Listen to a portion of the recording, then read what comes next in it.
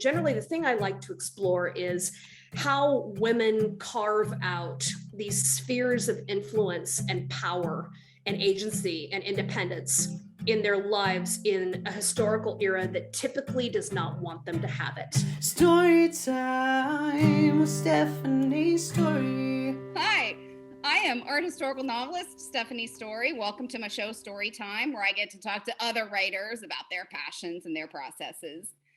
Oh, historical people at home, get ready, because we have a historical juggernaut in the house tonight. It's very exciting. She's written some fantastic books, not only about Rome and the Borgias, some of my favorites, but some huge, fantastic page-turning historicals set in the 20th century, most notably the Huntress, the Rose Code, the Alice Network, and her latest, the Diamond Eye. Welcome to the show, Kate Quinn. Yay. Hey, thank you so much for having me. This is just going to be amazing. Oh, it's so much fun. It's also so much fun just to talk to somebody who's had such a long career as you have. You've been doing it for a while. You've had all kinds of ups and downs and stories, and you've been doing this for a long time. So thank you so much for joining me. Before we talk about the long career, though, you got to I'm going to let you do the delivery of your own book, because although I loved it and I have opinions about it and I have questions, please tell our viewers at home about the Diamond Eye. All right. The Diamond Eye, in a nutshell, is about the amazing true life story of the very real woman who started out as a single mother, an art and history nerd, a graduate student, an aspiring historian, and then because Hitler invaded her country, ended up on the front lines becoming the most effective and famous female sniper in all of recorded history that we know of. And if that wasn't enough to make her an absolutely outstanding candidate for a historical novel, she then went to the United States on a goodwill tour and happened to, just as one does, become BFFs with Eleanor Roosevelt. So, especially with Ukraine very much in the news today, she is a Ukrainian national heroine as well, someone who is very much an emblem for her country, which is very much still in the same kind of troubles that they were, sadly, back then. And she's a wonderful topic and a wonderful heroine, and I just loved writing about her in The Diamond Eye. How did you get, this is an impossible question to answer, right? It's like the universe, it's like all of this stuff. You obviously could not have known when you picked her that you were going to be releasing this book in the middle of a war with Ukraine. But was there like a current political thing that you saw happening when you were uncovering her that you felt like there was this connection between her story then and politics that were going on now, even though it was before the war in Ukraine? Do you know what I'm saying? Like, were you already making those connections even before it like took over our news, or was that a shock to you? Was that something you learned as that news broke? I would love to claim that I had that kind of crystal ball prescience. I do not. I found this particular story, this incredible heroine of a woman, when I was researching the Huntress, because if you are researching one Soviet woman war heroine badass, you tend to start finding more of them. And then I found her and I decided, this is an incredible story. I have to write it. I'll just need to tuck it in my pocket for the future. I had absolutely no clue that I was going to be writing this book at a time when, sadly, the tensions between Ukraine and Russia, which were already certainly present in the time I was writing in the book, we're going to boil over into an absolute war that is going to be dominating almost every headline when the book actually was released. So no crystal ball. I had no idea. I'm a little worried though about some recent trends I've had in this regard though, because I wrote The Rose Code, which had Prince Philip in it as a character, as a young man, and then he died a month later. And then I wrote The Diamond Eye about war, Ukraine being invaded, and Ukraine was invaded a month before it came out. I'm really worried because the next single solo novel I'm putting out is about the Cold War and the threat of nuclear annihilation. That has me a little concerned.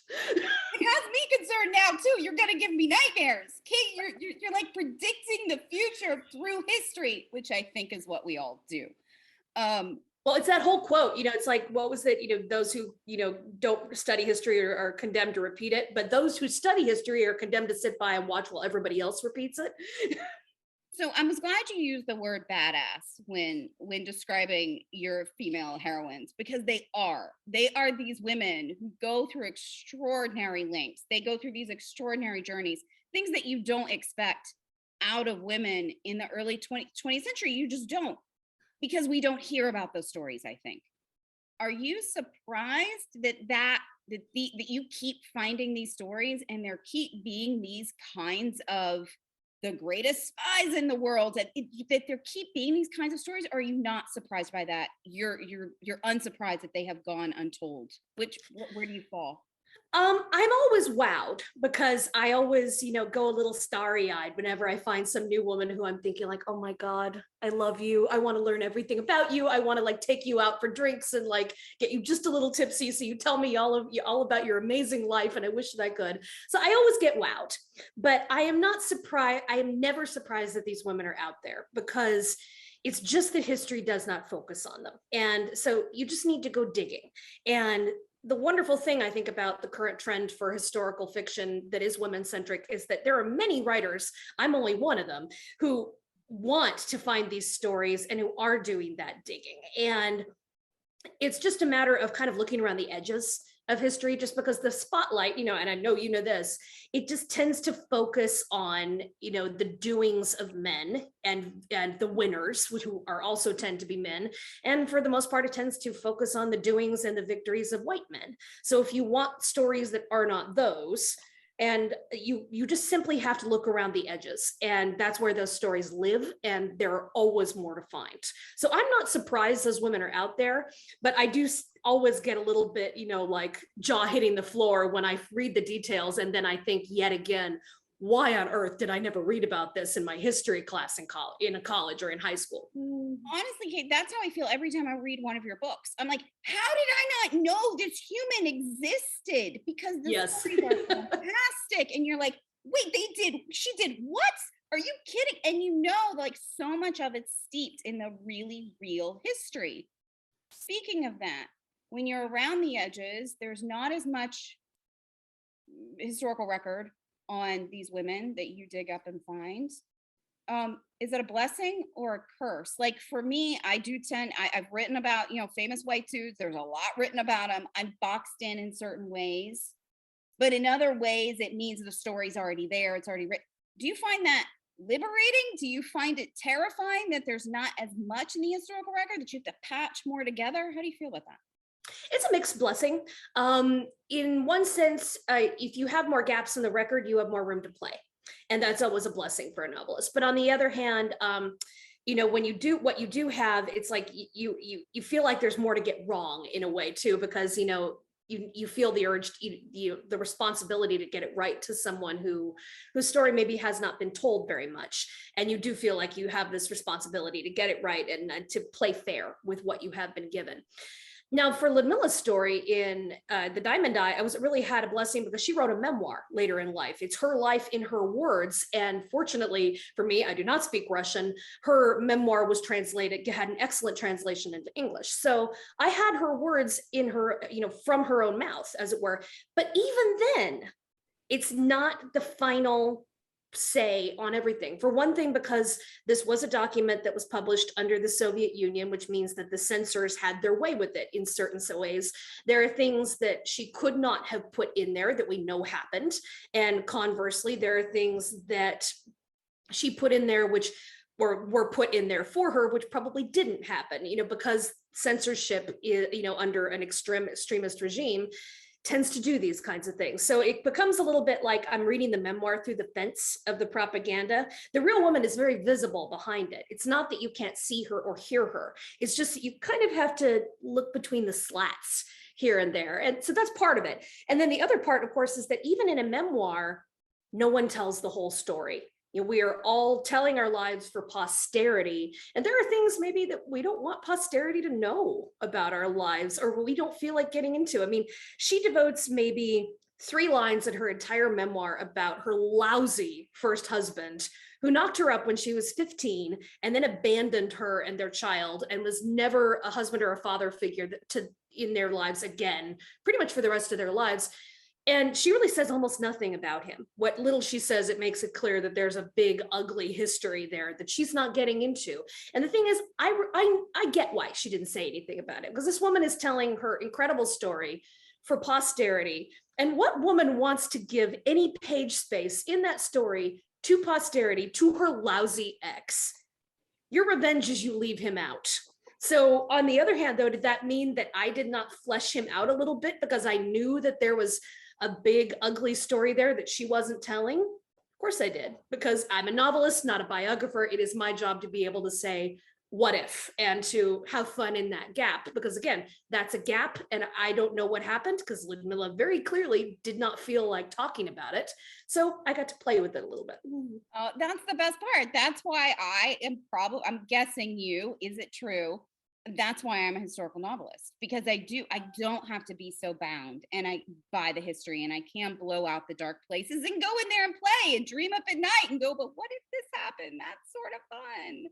That's what I think is fun about our job, because a biographer or someone writing nonfiction has to be even though you do have to choose a side to some degree, because you're still trying to say something in a biography or in nonfiction. But even so, you kind of have more of a responsibility to say something like, history does not record what Mila Pavlichenko really thought about her first husband. And you have to say that because that's what history gave you. I don't have to say that. All I need to do is say, what if she could have felt this? What if he could have done this? And to, be fair with my readers, that was the place where I said, what if? Okay, so this is not the first book where Russia has been like central part, and like Kiev, but that world to me, for better or for worse, feels shaded in mystery for me. Like I just don't know very much about Russia. I just feel like we as like a Western culture, we don't study it as much. I'm not as steeped in the history as I am of like the, sort of the more Central European continents. I'm just not. It's my own ignorance. I love Russian literature, but beyond the Russian literature, my knowledge, there's a wall there. Did you enjoy getting behind that wall? What did you learn about Russia? And for this book, like Kiev, that enlightened you and your view of the world? Well, it was one of those things where I'm very conscious that as someone who is born under Western democracy, my view of the world looks very, very different than someone who has swum their entire life under that umbrella of the Soviet state. It is a hugely different worldview. I am very, very grateful. Ludmilla's memoir was very good. And as far as getting a lot of the minutia of what her daily life was like, and some of that is combating Western preconceptions that we have, like the fact that when she learned about the war was invaded, she was having a day at the beach with her friends. And I was thinking, that's a knee-jerk thing that a lot of Western readers might automatically think, well, wait, isn't the Soviet Union like all snow and cement and like marching in lockstep under a sickle? It's like, isn't it all like that? It's like, no, these are still ordinary young people, grad students who are enjoying a day at the beach with their friends and having a lunch at a cafe and talking about what show they're going to go see that night. There is a universality of the human experience that you dig for. But at the same time, you have to be aware of the things that, that mold a certain viewpoint in a way that we would think are extremely strange. Like, the fact that her generation grew up under the idea, because they were told constantly, someday there will be war and we'll be called upon to defend. And so the arrival of war wasn't as much of a shock as it was to other countries that did not have that dinned into them from a very early age by a dictator like Stalin. I did have a great beta reader who herself actually grew up in post-World War II Soviet Union. She's a great writer named Elena Gorokova. Her first novel came out and I loved it. And I asked very timidly if she would beta read for me to help me catch the places where, as a Western author, I am trying to speak with a Soviet voice and I have gotten it wrong. And she was great for helping me find those places and fine tune them so that it always sounds authentically Soviet, because it is a very different point of view. And then there was an additional level of nuance in this particular book, because I've written about Russian characters before. In the Huntress, there was my Night Witch heroine was Siberian, very definitely Russian, and she was from the outskirts. Mila was different because she is born in Ukraine. She is Ukrainian, yet her memoir makes it clear that she considered herself part of the Soviet Union. She was a city girl. Her father was Russian. She accepted the fact that Ukraine was part of the USSR. Or if she didn't accept that, that was a point of view she never said out loud, because that would have been probably treasonous. And I have to go with what she said. So it felt like a delicate topic, especially with knowing the hideous mistreatment that Ukraine has had at Russia's hands. And yet she's pretty pro-Russia. But I have to go with what the historical belief was, even if it feels strange, or even if it feels a little bit uncomfortable for us now to think about, because this is a real woman. These were the beliefs that she really had. I had to go with them, and I had to try to nuance them. So where I tried to make that nuance clear is the fact that, I do mention the famines that Ukraine went through. I do mention that there are people there who are not pro-Stalin and who only fight for the Red Army because they think that Hitler is worse than Stalin is. But even so, it's a marginal thing. It's not a huge win. And for Mila, I tried to nuance it to the degree that, okay, yes, she fights for the Red Army, but she is Ukrainian. Her love for the Ukrainian land and people is very, very clear. And I tried to make it clear, this is a land of a woman's defense of her home. This is a story of a woman defending her homeland. And the fact is her country was invaded and she had to defend it. And there wasn't, for her, it was that straightforward. So these are all things that had to nuance this book. And it was definitely a bit of a tightrope, especially as, the conflict with between Ukraine and Russia blew up in this dramatic way. And I really do think, though, that, if this was modern day, she would still be defending Ukraine. She would just be defending it from Russia this time. You have two very distinct periods. I always feel like, you may not feel this way, distinct periods of your career, where you start like in Italy, like you start in my land, my people, and my world, and then you take this shift. And the last 4 books have all been like 20th century, World War II, like thriller, spy stories. First of all, how did you find that land? And are you happy living in it and still steeping yourself in World War II? How are there still so many World War II stories? I think is my question. Yeah, and weirdly enough, like 15 years ago, people were saying you couldn't sell a World War II story to save your life. That's what all the agents said. So every trend in historical fiction is cyclical. We are always just one hit TV show, one hit book away from seeing another period become intensely popular. I'm loving the historical trend for these ancient world stories right now, often with a feminist myth retelling, Madeline Miller and Pat Barker, and, all along those lines. So I'm loving that. I mean, that's a new trend we're seeing. But yeah, it was a shift for me. And what it came down to was I did have a Renaissance story I wanted to tell, and it just wasn't picked up because, my agent was just like, I love this story, but Renaissance just didn't appear to be selling at that point. At least people were cautious about it. And so I thought, well, I can write it anyway and see if someone will take it, or I can think about maybe doing something new. And I've never been opposed to exploring new historical eras, because there are many historical eras that I love. And I am a little bit more interested when it comes down to it, not necessarily just in the historical period, but in exploring something within it. And generally the thing I like to explore is how women carve out these spheres of influence and power and agency and independence in their lives in a historical era that typically does not want them to have it. I've done that where my ancient Rome books are all women who are on the fringes of imperial power, and it's how they're managing to pull those strings, maybe to gain power for themselves, or maybe just to stay alive. I've done it in the Renaissance, where it's, women who are sort of, again, on the fringes of these intensely violent but gorgeously artistic periods where there are these families that jockey for position on the Italian peninsula.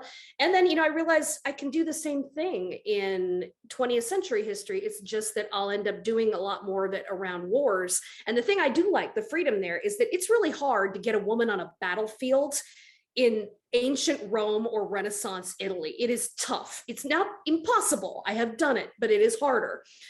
But when I started looking at wartime history in the 20th century, World War I, World War II, the periods between, women were a lot more active in those ways in a number of ways and there were a number of more well-known women because simply we have more that is extant in the 20th century. There's more material to sift through. We know more because it's the less distant past. So I became fascinated with this period, and I really am very happy here. There's a ton of stories I'd love to tell all over the 20th century. It was sort of like a shift part that was partially motivated by, okay, I want to see if maybe I need, if it's time for me to shift to something that is a little more on trend. But at the same time, I'm not shifting away from what my core fascination is, which is about how women carve out influence over their own lives in the past. I love that you're able to articulate at this point what it is you think you're obsessed with, whether you're talking about ancient Rome or Renaissance, Italy, or Nazis, World War II. I mean, to be able to articulate that, I think typically comes with time from authors like that. Yeah, I honestly didn't realize that, I think, until maybe within the last 3-4 books, something like that. I don't think I really realized it until I shifted and wrote a book or two in the 20th century. And then I was like, oh, this is what I'm really doing.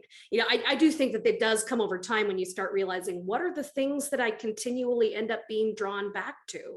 What am I fascinated with? Because we can't help what we're fascinated by, but it sometimes does take a little time to nail down what that is. So that's one of those things that changed over the course of this career. I mean, you like what, 10 books? You've been doing this for almost 10. You've been publishing for 10 years, right? A bit over 10 years. Yeah, I think Mistress of Rome, my first book, came out in, I always forget whether it's 2009 or 2010. Right? But I mean, you've been at this for a long time. You've had a long career, and your career has shifted. As we've said, you've gone from like writing about this, but also just your popularity has shifted. You've written more. You're now a New York Times bestseller. Like, you have movie deals. You're in a different place in your career than you are when you're a baby author with a debut, right? Yes. How has that changed your process? Or maybe I'm asking, has it changed your neuroses? Because as authors, we all have neuroses in our head. Like, I'm second guessing myself all the time, like having different like ups and downs and roller coaster emotions. Has it changed that for you as you've gotten more success? Has it been a relief, or has it been like, oh no, what do I do? I will tell you that the feeling of, like when you're wading through that sludgy middle section on a first draft and you're thinking, what, that feeling of like you're hitting the doldrums in a book and you're sort of wading through the mud. And I am constantly, the further I get, thinking with more and more like this why feeling of, why don't I know how to write a book yet? Why hasn't this gotten easier? Can I ever write a book without a sludgy middle section? No, I cannot. So it's like, there's still that feeling, every book hits it, where I'm like, you think I would know how to do this better by now? Or why is it that I can't write a book that's not massively too long in the first draft, and then I have to cut 30 to 60,000 words? Surely there is a better way to do it. And why haven't I found it by now? On the other hand, I'm a little more accustomed to some things like, okay, I know I hate the book right now, but I just need some time away from it. And then I'll realize it's not the worst thing that was ever written. So I know this now about the process, or if I don't, my spouse knows it. And he tells me, you're hitting the exact same point that you hit with every single book. Just relax and step away from it for a second. I'm like, really, every book? And he's like, yeah, every one, I can guarantee you. So these things, do become, they're, in part, I am a little more used to it, but in part also, I do wonder, it's like, why haven't they gotten easier? And there isn't an answer. I think there's some parts about this that don't ever get easier. I am continually amazed. Yes, I have been more successful than in the days when, I know what it is like to have a book drop and it does nothing. And I'm just like, oh boy, that is not the reception I was hoping for. It's great when that does not happen, but on the other hand, I am amazed by how much more time the emails and the business side of work continues to eat up, and how much it will gobble all of your time if you let it. Just the email and the social media and all the giveaways and the blog tours and all those things will eat up all of your time if you let it. And you have to learn how to say no, because when you are a baby author, you say yes to everything because you will do anything to move that needle any little bit. And then if you're getting to the point when it's like, okay, I don't need to say yes to everything now.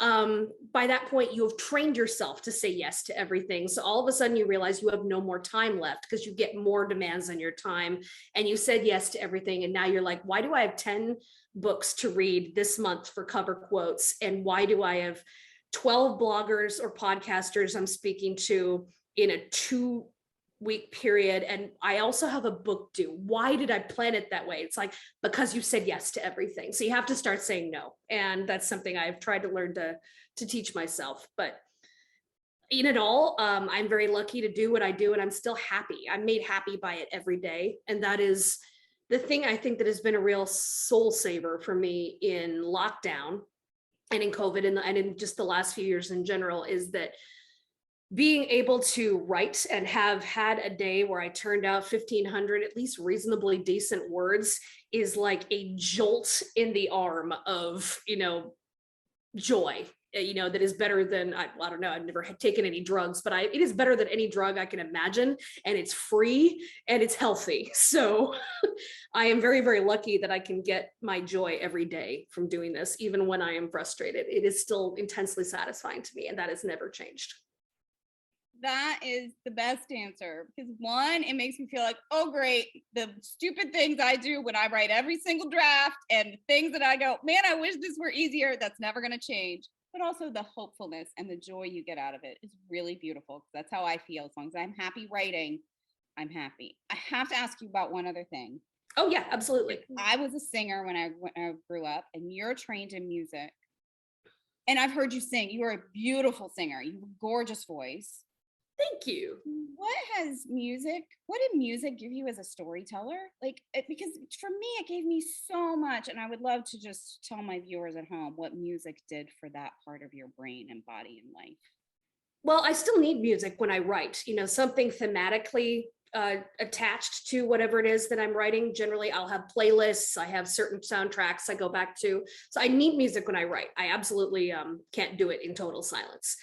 So there's that. And then I think it is just the fact that I, trained as an opera singer, and I love opera. I love stage musicals, all of those things. I think that's how I structure stories. And I didn't ever really think about that before, but I actually struck up a fun friendship with my friend Andy Blankenbuehler, who's the choreographer for Hamilton. And he said, he actually told me, when I read the Alice Network, there were moments when I could see this as I could see how you structured this almost like a song. Like, this is the point when the character has some thoughts here, but this is the point on the stage where this is her mid-act big moment where she walks away and does her big I Want song. And I'm like, oh, really? And it's like, no, absolutely. I can tell you've got musical background because it's kind of there in the way you structured a story. And I thought about that ever since. And I'm like, that's cool. I can absolutely believe that I've done that, because I have absorbed a lot of stuff about operas, which tend to have some of the stupidest plots in the world, but emotionally they dig to the heart. And that is something you can bring to a book with hopefully a slightly less nonsensical plot than, say, the plot of Il Trovatore, but something at least that where the emotions will dig the way that musical moments do on a stage. I think that is gorgeous. And I never would have thought about that kind of response, but that's what I was looking for, is what did that give you? That's perfect. And by the way, you have some of the best plots I ever read. So there's nothing, there's nothing crazy in them. I'm always like, oh, Kate, I hate you. I got to stay up later. I can't go to sleep. Come on, let me go to bed.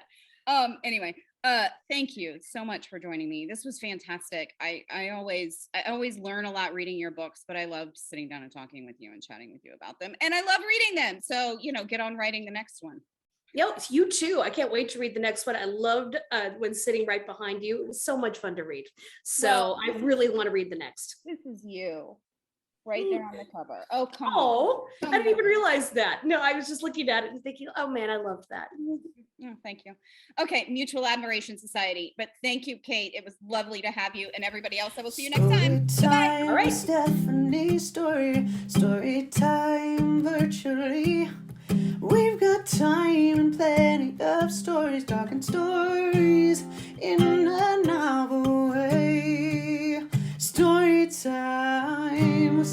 Stephanie Storey.